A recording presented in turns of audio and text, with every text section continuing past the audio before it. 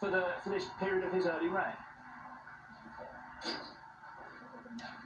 Elizabeth II herself said that the relationship between the monarch and subjects is one of great distance and odd intimacies, and I suppose that's just something, well, he's got used to it over the years, but he's going to have to deal with that more and more now he's king.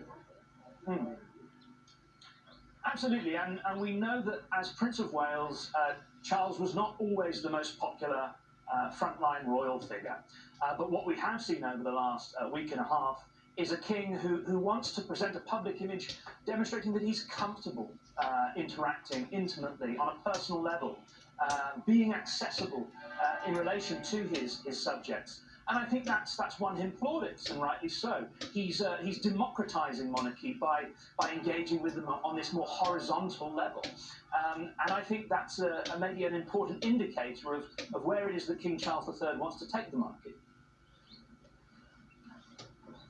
All this pageantry and pilgrimage that we've been seeing over the last few days, it's not rational, is it, realistically, when you think of it? But yet, people are wholly moved by it. And across the world, even if you're not particularly engaged with the monarchy, people are fascinated by it. How do we explain it? Well, for more than 100 years now, social psychologists have talked about the importance of ritual in modern political systems. The importance of ceremony, pageantry, as something that, creating a focal point that brings people together in a kind of emotional communion. Anybody knows who's been to a football match or a great music concert, or who's sung in church, that being part of a greater whole, of a wider community, can have a powerful and emotionally enriching effect. And I think one of the successes of monarchy is that it's really capitalised on that desire to be part of a wider human communion. And we've seen in over 150 years modern royal spectacle evolve, like the one we're seeing today, which brings large sections of the public together to pay homage to this institution of monarchy that is so central to British national life. Indeed, thanks for that. Back with you a little bit later. You can see the grandchildren of the Queen have been arriving. I'm going to take you back to James Bates. I'll take them back there too, standing by at our London HQ. Nick, we continue to see there the Queen Consort making her way with the grandchildren of the King making their way to Westminster Hall. We're seeing pictures both of Westminster Hall and Westminster Abbey, just to remind you, as we see there the Meghan, the Duchess of Sussex, remind you what is going to take place. Westminster Hall is where the coffin is on the catafalque and soon will be carried in a procession and brought to the pictures we're seeing now, Westminster Abbey, where we're seeing other dignitaries continue to arrive. We're seeing foreign kings and queens making their way to Westminster Abbey ahead of the service, which starts now in just over 20 minutes' time, the funeral service for the Queen. Members of the royal family, senior members of the royal family, they will follow in a procession behind the coffin as it's brought into Westminster Abbey.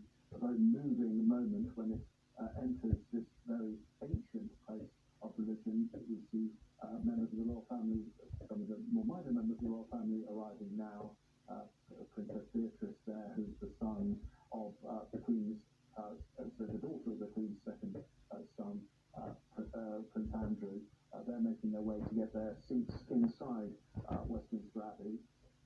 Christopher, watching these pictures, the people there will just be listening to the music that's playing in the Abbey in quiet reflection. They will be waiting for the service to start. But of course, the most important thing right now is happening in Westminster Hall, which is the same building, that medieval hall, where we saw so many members of the public queue up to pay their respects to the Queen. It tends to be an extraordinary moment when we see their coffin actually being moved. And what we tend to forget is just how heavy that coffin is. In Queen Victoria's time, she had three coffins. She had a coffin, a lead coffin, and then another lead coffin surrounding each other, half a ton. And that is probably what the Queen will weigh as well. And we can see the gun carriage that will take the coffin to Westminster Abbey. Those are the naval ratings. There are 98 of them who will pull it. As Christopher Wilson was saying to me earlier on, that is because of a tradition that comes from the funeral of Queen Victoria in 1901. There was a problem with the horses, with linking the horses to the carriage on a very bitterly cold morning for that funeral, and so they had to, at the last minute, get the carriage pulled by members of the Navy. It has become a tradition, and that is what we will see shortly. This is totally planned to the second, isn't it, Christopher, the pictures we're seeing now? It is, and what you've got to realise is, although these preparations have been going on for years and years, there is the Queen Consort just coming in now. Although they've been made for years and years, everything has to be fine-tuned at the very last minute. People have been up all night making sure that nothing goes wrong, and this is timed to the split second.